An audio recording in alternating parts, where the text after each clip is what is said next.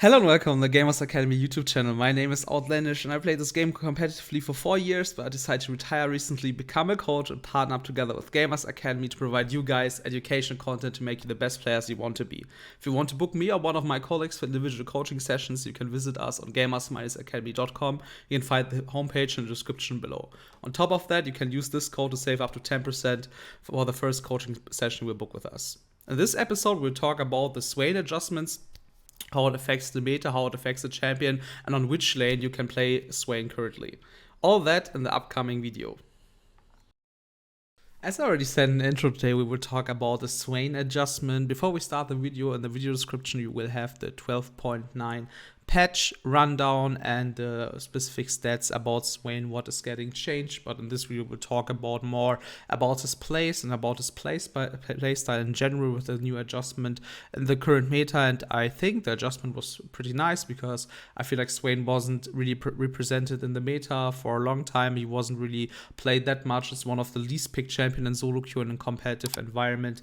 And I think the reason for that is that he didn't have a clear playstyle and a clear spot on where he could be played. There were some people playing it on bot lane, some people were playing it in solo lane as well, but there wasn't like this one spot where Swain was always relevant in a competitive environment or in a draft. So they tried to buff him and give him, pushing him towards more his identity, and simply by, first of all, that they were just buffing his belts. His Q is dealing more damage. His W has more comfort stats. That means that if he hits his W, if you remember, like when TF and Nocturne got changed in the chat, you will see if like an enemy is in that radius. So in the chat, there will appear a text message that if you hit someone with W, that you know that has been spotted. So this is like a comfort change. His E is different now.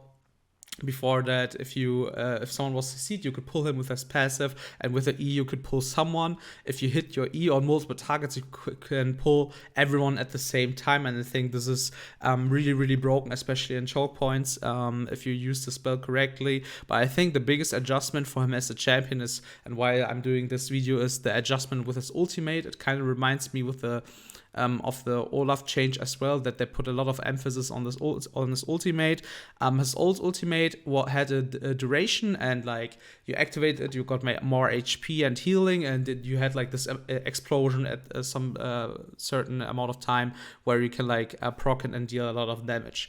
Now you have the ability to keep this ultimate basically forever, and during your time using your ultimate as an aura, you can activate your explosion by yourself, and even after that, the ultimate is still, the aura is still active. I think this is really broken. If you remember the video I did about Olaf, that he had basically an infinite ultimate as long as he's hitting targets. The same concept is Swain having as well, which grants him a lot of teamfight potential, a lot of tankiness in fights, and I think this is the direction they want to push Swain to, is like this tank healing champion that is like really annoying in team fights, that is like really good against melee champions because he wants to stick to his enemies. And I think just the whole dynamic they choose like to give him like an infinite amount of ultimate time, same concept of Olaf, is really nice because it pushes him to the direction that he really wants to stick to his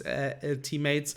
And I think like before that, Swain, for example, was played as a nuke champion that you like could just like one shot somewhat, but I don't think this is like the concept Riot had behind this champion. They wanted to have him like as an AP tank that is like just really sustainable and is like trying to create long team fights. And this is what we can like see in the item builds as well, what we have with the current adjustment, that people are going Everfrost, a lot of tankish items, and something that provides him more abilities to team fight. So if you want to have like more statistics about his spells in particular, you can check the patch notes in the description, where everything's been shown in 12.9 patch. But just add this video as like the concept behind it, that you want to push Swain in a spot where it's like this pure tank mage that is like able to stick into melee champions and working with his ultimate that gives him an infinite amount of time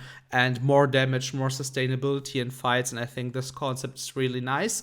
I'm really excited about how the champion will interact with the competitive environment because MSI is not playing on this patch. That means we need to have more time to understand the spot of Swain in the current meta, but with the upcoming ARL seasons and LEC, we will see more Swains for sure.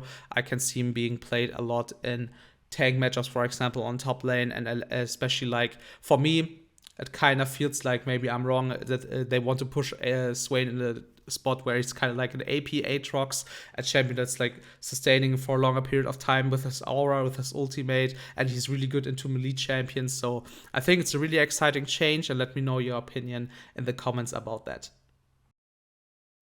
Thanks for watching this episode on Gamers Academy YouTube channel about the Swain changes. We would appreciate if you like, subscribe, and activate the bell on our channel, and leave us a comment, some feedback about the content we are creating, or discuss with me about the Swain changes. If you want to discuss that topic or something else together with me or one of my colleagues, you can visit our official Gamers Academy Discord server. You can find the link in the description below. Thanks so much for watching, and see you next time. Bye bye.